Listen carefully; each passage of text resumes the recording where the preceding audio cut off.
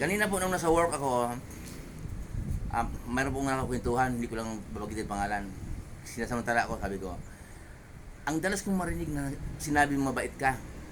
Pero sa bagay, marami namang diyan nagsasabi na kasamahan natin na mabait sila. Dati nga sa mga pinanggalingan ko, ganun din. Marami nagsasabi na mabait sila. Pero ikaw, madalas ang sabihin na mabait ka. Kung mo kabiruan kita, kaklose kita, sabihin ko siya ngayon, sasamantalahin ko. Ayon sa sulat ni Apostol Pablo sa Roma 3:10-12, walang mabait, walang matuwid, walang naghahanap sa Diyos. Lahat lumihis ng landas, lahat nagpakasama. So, lahat, hindi sinungaling na salita yun ha. Mababasa po natin sa Roma 3:10-12. Sabi niya, paano yung mga pastor, mga pare? Pinagsama yung pastor sa pare. Pare, ewan ko, pero pastor, umaamin niya na hindi sila mabait. Mga preacher, mga nangangaral, umaamin na oras-oras nagkakasala sila. Lalo kung nasa lansangan ka, minuto-minuto nagkakasala ka, nasa work ka, nagkasala ka.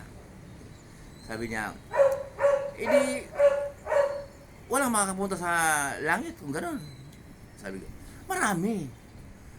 Kapag sumasampalataya ka kay Jesus, kapag sumunod ka sa mga turo ni Jesus, ay maliligtas ka, magkaroon ka ng relasyon sa Diyos Ama, makapangyarihan sa lahat.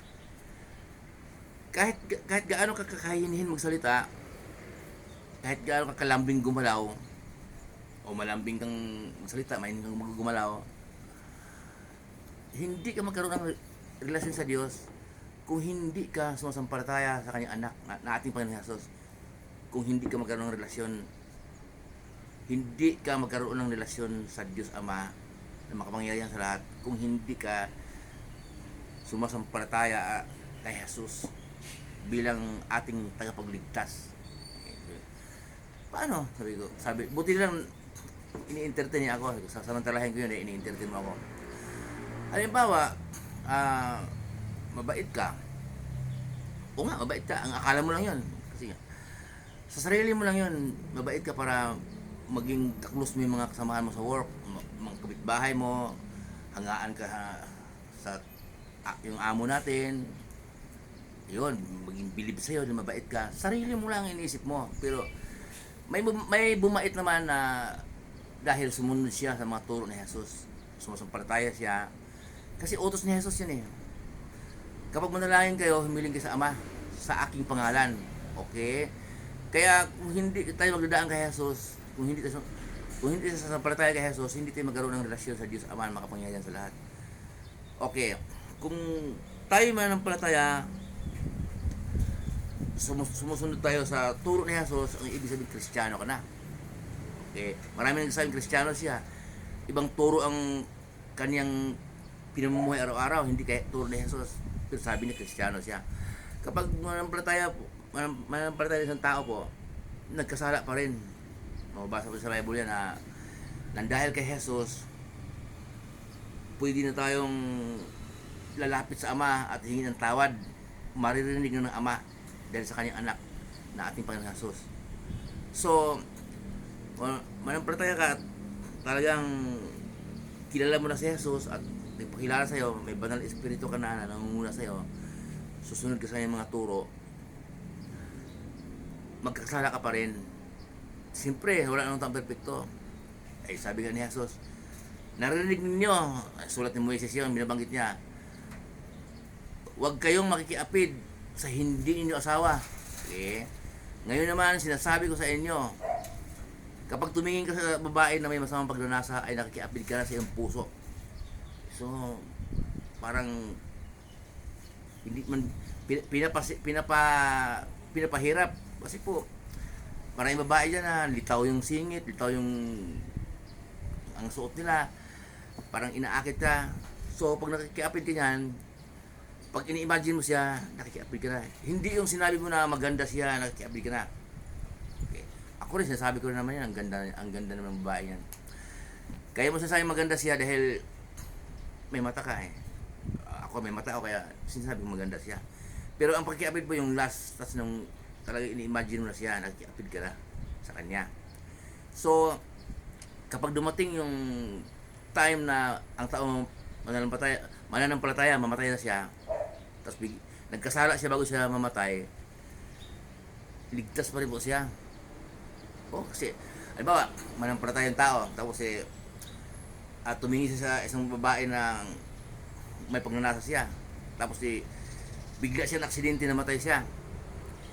Ligtas po siya dahil may nagbayad na sa kanyang kasalanan. Walang iba kundi si Jesus.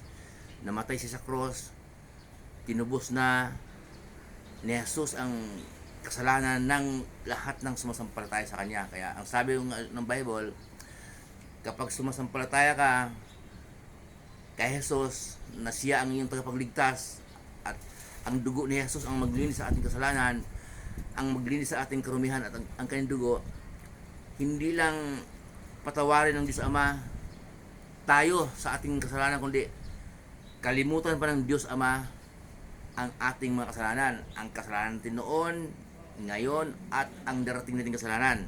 So, alam ng Diyos Ama na tayo'y makasalanan. Alam ng Diyos Ama na hindi natin kayang umiwas sa kasalanan. Kaya, nang dahil sa kanyang anak na ating Panginoon Jesus, pag sumasampalataya po tayo, maliligtas po tayo. Tuloy-tuloy lang po. Okay, tama. Bantayan natin ang sarili. Kahit na bantayan, magkasala pa rin tayo. Sabi nga nila, manampalataya ba yan? Christian ba yan? Bakit? Kunting bagay lang pang madali mairita. Sisigawan yung tauhan niya. Hindi kasi siya, business niya yon. Pero manampalataya yan. Business niya yon at siya naman ay sumunod naman sa turo ng ating Panginoon Jesus. Kaya pag may nagkamali ng mga tauhan, natural lang na maano siya yung bang ma-stress siya. At yan, dahil sa sumasampalataya siya kay Jesus, maliligtas siya. Binabantayan niya ang kanyang sarili. Bago matulog, isang tawad sa Diyos at nagpapasalamat siya dahil malakas siya, kaya niyang nagawa niyang gumalaw maghapon. Yun po ang ating kaligtasan, si Jesus po. Wala pong iba. Wala pong ibang daan kundi si Jesus. Amen.